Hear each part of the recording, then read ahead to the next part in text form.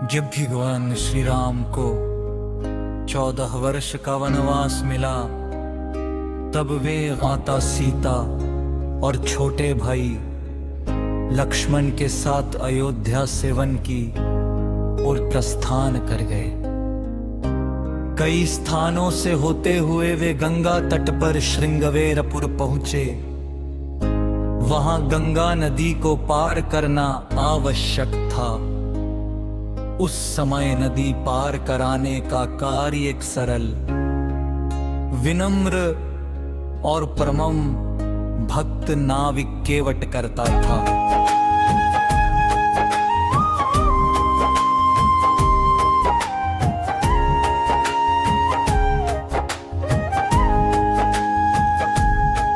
निषादराज गुह ने केवट को बुलवाया और कहा, केवट, स्वयं अयोध्या के राजकुमार श्री राम, माता सीता और लक्ष्मण गंगा पार करना चाहते हैं।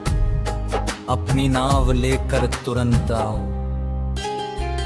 केवट ने जब सुना कि स्वयं श्री राम आए हैं, तो उसका हृदय आनंद और भक्ति से भर गया।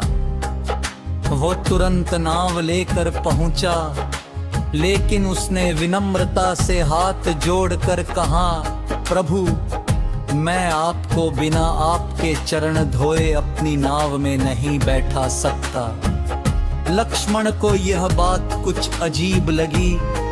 उन्होंने कहा, केवट, ये कैसी बात कर रहे हो? प्रभु को शीघ्र नदी पार कराओ। केवट ने मुस्कुराते हुए उत्तर दिया, स्वामी, मैंने सुना है कि आपके चरणों की धूल से पत्थर भी जीवित होकर मनुष्य बन जाते हैं। माता अहिल्या इसका प्रमाण है। मेरी नाव तो लकड़ी की बनी है। यदि आपके चरणों की धूल इस पर पड़ गई और ये भी किसी सुंदर स्त्री में बदल गई, तो मेरा परिवार भूखा रह जाएगा। यही नाव मेरे जीवन यापन का एकमात्र साधन है।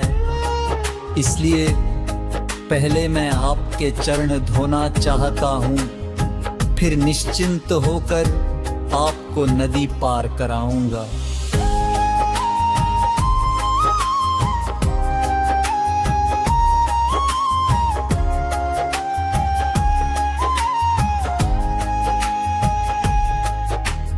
केवट की भोली भाली बात सुनकर माता सीता मुस्कुरा उठी।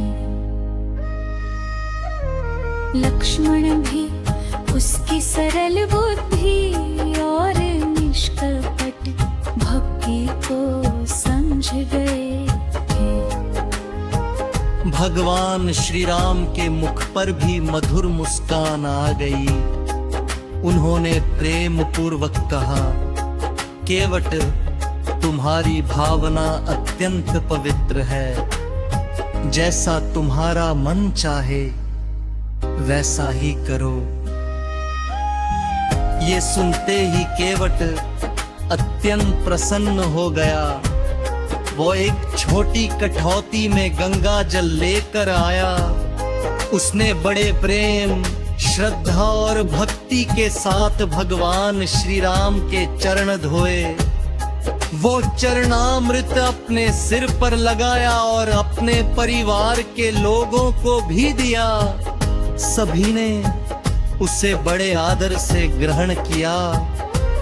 केवट की आंखों से आनंद के आंसू बहने लगे। उसे ऐसा लगा मानो उसके जीवन का सबसे बड़ा सौभाग्य आज प्राप्त हो गया हो।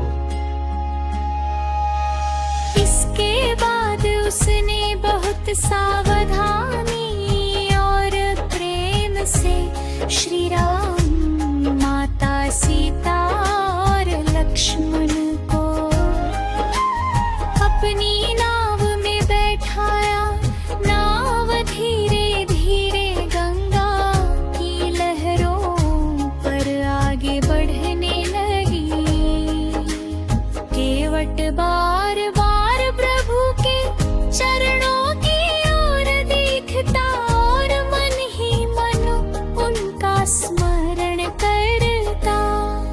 उसे ऐसा अनुभव हो रहा था जैसे उसका जीवन धन्य हो गया हो।